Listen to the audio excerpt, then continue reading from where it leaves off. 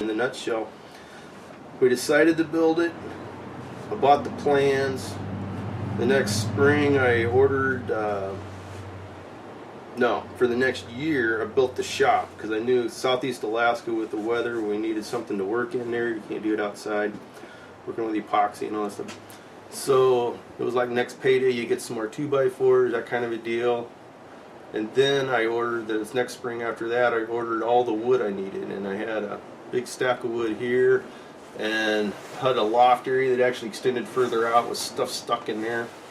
And I even had some stuff sitting around the sides of it. But on the bottom, on this side, it's still a little bit of white. We painted the floor white, came through and did a lines drawing, and then started building the they call it a batten, which ran along the bottom of the hole for the line, and then cutting plywood pieces and fitting it in there. And then we put 1-bys along to strengthen up that half of it. Then we had Pastor and his wife and son and some other people. We had like 7 of us. So we picked the thing up, took it out the end of the shop, turned it around, came in and laid it on the other side. So I put the 1-bys on that side of the hole. And then when we got that, we got the same people together and we picked it up, carried it out, and back in and laid it on this hole. So this hole here was actually the first one I built the bottom to it for. And then I started the process for the second hole. And then once I got the backbone to the thing made, I had to build the bulkheads that go in the center, and then the stringers that run the length of the boat, and the scarf and nose, and I had those tied up on the sides, which hole they were going to go to, hanging from the rafters and down the side of the wall, tied up with strings, all these things lined out. So it was 2 years of building parts before we actually stood the backbones up and slid the first bulkhead into place and put it in there. The puzzle started coming together then after making these pieces. Then I had put all the bulkheads in, line it all up to get it straight, tack stuff to the floor, and then we started putting the stringers on, and then coming back, putting the plywood over the top of that, putting everything in, and did that to both holes, and then it'd come back and fiberglass over the holes, which is every layer started with overwrapping this part like a foot, and then this half a foot, and then the next one I put on was 14 inches, 16 inches, 16, increasing it like that until I had 2-foot sections over that, and then full-length strips going all the way down there. And every one of those strips putting it on, I'd have to put it on, let it set for 24 hours, sand it all down again, put the next strip on, and it was days, months going through all that process.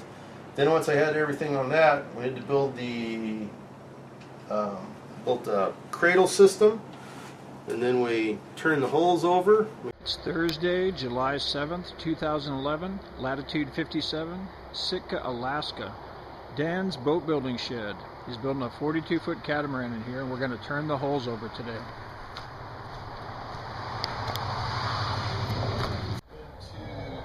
We're on the interior of Dan's boat shed.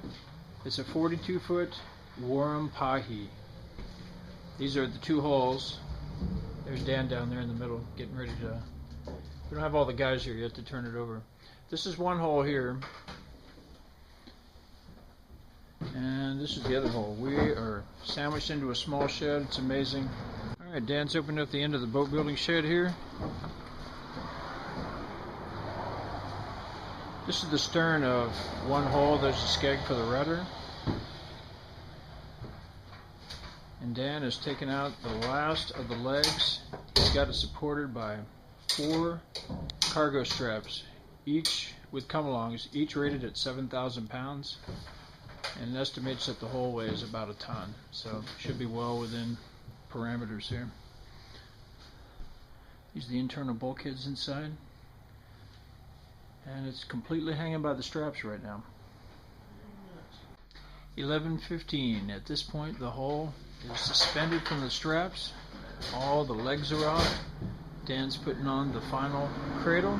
That's his wife Arlene in the back. Ladder there, and there's a step stool there, so Kenneth will probably take the step stool. Yeah, I'd be too short. We are just ready to turn over the hull. Position it so you can reach it. Be 4 people on these 4 come-alongs here, Reach it.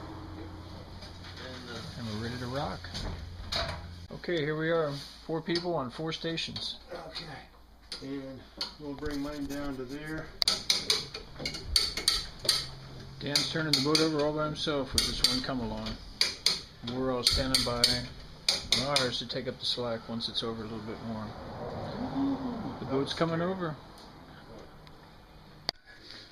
Temporary pause. The hull is slightly over, and it's headed over for a complete roll around.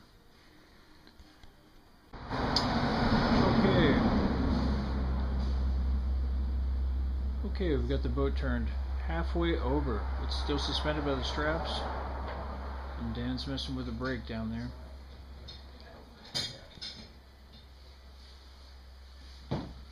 And Arlene and Kenny are standing by. And we are halfway over, and it is 1 o'clock straight up. 1:50 and 1:50 p.m. and we are upright. The boat has now gotten upright, and we're fixing to put the chocks in.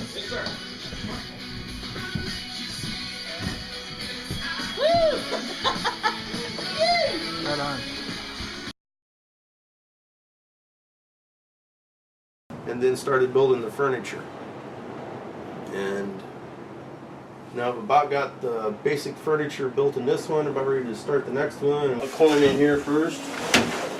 Since we're here, we'll start at the front of the boat and work our way back. So we're in the starboard hull. This is going to be the bunk. There's a false floor on bottom. There's panels we can lift up and get down to the bilge area. There'll be board over here, so this will be mattress bedroom part. And I'm building the shelves that's going to go in that area there, in the forward part. That's not there yet, but that's basically the forward, we'll call it a bedroom for a better lack of word right now. And coming back into the chart room. These needs finished out, but these will slide. And this will lift over. You have your chart table so you can lay your charts out and plot your course. And then when you want to get more space, we close it up and slide these back in. We still have access to our shelves. We got seating area. More shelf space. There's a wet locker here that you can hang. When you come in from outside, you can hang wet clothes in that locker there and they'll dry without getting the rest of the boat wet, in theory. Okay, so there, the official stairs for getting in and out. There will be a door hatchway here when we're done. And next is those are the pieces to it that'll fit in here.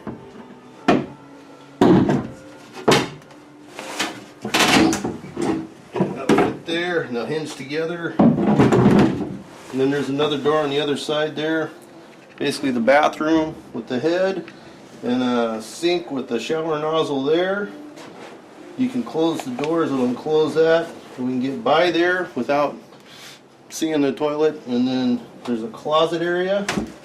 And then the aft bunk. And I got the shelves over there that I got the railing on that's going to put those in there later. Again, that'll be covered over with board, and then you got storage underneath.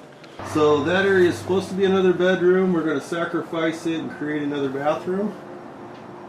And storage space behind that. We still have the shelving in there. We can change it back to a bedroom later if we want. And then this area here. On this side of the bulkhead in the middle is the stairs going down like in the other hull. Oh, and this part here is the stove, sink on the other side, and cabinet, or what do I want to say? Countertop and shelving. And in here there's more shelving, stairs coming down, storage area for putting things in there. And then this goes into the, kind of, we'll say, dining room. So there's a table in this part here, and then the next part goes into the bedroom, and it'll have a table that we can lower down or up on that part, extend out, so you can have that whole thing seating with table in it. And then the other forward part's the end of the bedroom with more shelving and a place to hang clothes up there. We'll continue doing the shear line, cut all that off even. Then after the furniture's built on that, deck it over, build all that, then build the rudders so we can steer it, and the cross beams to connect the hulls. And then I think we can launch the boat and have it in the water, and the rest of it I can finish up in the water. That's the idea. Will you continue this process up here? Yeah, once I get the deck over, then the fiberglass will overlay and come over this and go over the seam and connect to this part here, and then it'll get all painted and smooth together to make it look aesthetically pleasing, hopefully. And then that part of the inside, making everything look pretty, and that might take some time figuring out, okay, this is going to look good, how do I want to finish it off, and that kind of a deal. That might take a while, but so he was just asking about launching on the thing there. So I got to build my cross beams. With your first question, how are you going to connect the hulls? So I got cross beams that'll connect. There's like 1, 2, 3, 4 cross beams and a mass beam in the center, and then about for a netting beam up front and 1 in the stern. So there's about 7 total coming across. I got a build that's going to connect the hulls. And the center, when where it meets in the middle of, or the edge of each hull, there's a beam trough that goes along the edge of the made into the bulkheads there on the side, so it'll go in there and be part of that. And there's a bolt that goes through on this part, and the other side is actually lashed, tied down rather than that. So there is a little bit of a give and take as it's going along, and it doesn't overstress the beams or the hull part. But it's strong enough, in theory anyway, that's what they said in the plans of it there, that they used the ratio for the strength ratio, that if you picked one hull up, the other side would still stay flat without breaking it. So supposedly that's the strength ratio, but there's a little bit of flex, and that keeps it from eventually over a lifetime of a boat breaking something. And every few years you might have to come back and retighten and replace your lashings on the outside and keep things under looking at them, but that's the theory behind them. And then when I get the decks, everything over, build my cross beams, then I can tear this shop down and spread the holes out about 4 feet, put the cross beams in, put them all together, and I think I can get a crane in here, pick it up and set it in the water. That's the idea, because there's no overhead power lines. So How close will these things be together? they're going to be another 4 feet apart. More So than you are now. More than they are now. So you got a huge deck space in between, and you actually steer the boat from the center area there. It'll actually have a wheel and 2 rudders coming up, 1 from each hull, and they're connected, and then you actually got a pilot wheel that you can steer the boat with. It's just sail.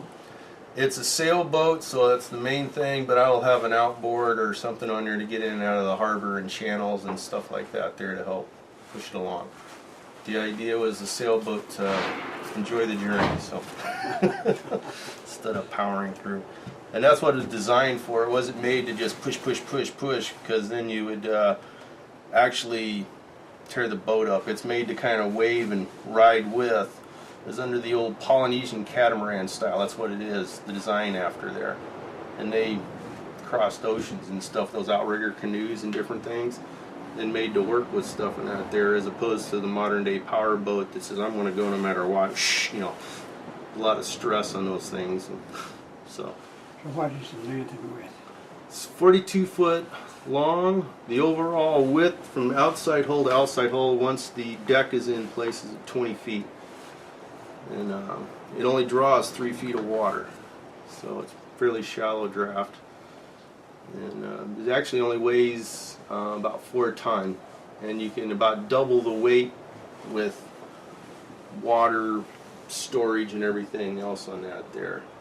So laden down weight shouldn't be over 8 ton, which for a sailboat 42 feet long is pretty light, really. I was thinking Schaefer's boat is a 30-foot monohull, and it weighs over 20,000 with a lead keel and everything else on the deal. So,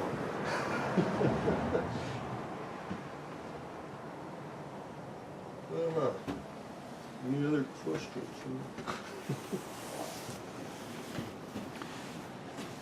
When do you think you'll be finished? I am hoping to have it in the water this year. Now, that's still not going to be totally done because you'd still have to run all your rigging, and there's probably going to be some other finishing touches to do on the inside. But How high basically, can the mast about 40 feet. What's 40 feet? About the mast, 42 Oh. feet. I think it goes about the length of your boat is how high the mast is, if I remember right. I'd have to double check, but I think that's about right. Is that something you build or you buy it?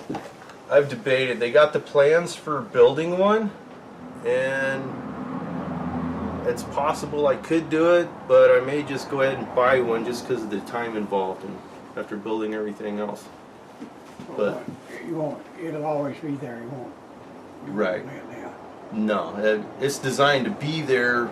You could take it down, but it's not designed to be movable that easy. So it steps in the center. The main mast steps in the center, so it's mounted there, and you're going to have stays to keep it up because it doesn't go through the hull like some boats do in a monohull kind of thing. So I've been debating on what kind of sail rig to use and thinking about it, but you want something simple enough one man can operate it, and you can raise and lower sails from the cockpit mainly without having to have a bunch of people involved and trying to endanger people going up forward in the middle of a storm or something. So Is this reinforced with anything under here besides wood?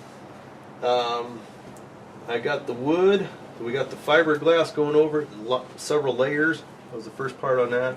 And then I actually went through on both hulls and coated it with that extra tough stuff like you put in a pickup bed lining kind of a deal, which somebody had told me about using that on the bottom of a skiff, and it helped on there as they were beaching it every day, and it helped strengthen it up. It didn't scratch it up as bad there, tearing it up anyway. So I thought, well, that's a good idea, and so I did that, but that was a real pain to try and smooth out a little bit. And then fiberglassed over, but I epoxied over that there to smooth it out. And then this is 2-part epoxy paint, 2 coats of that, which is pretty tough stuff too. So it should be fairly good. And your backbone comes up pretty much solid wood up to about right here. We shall see.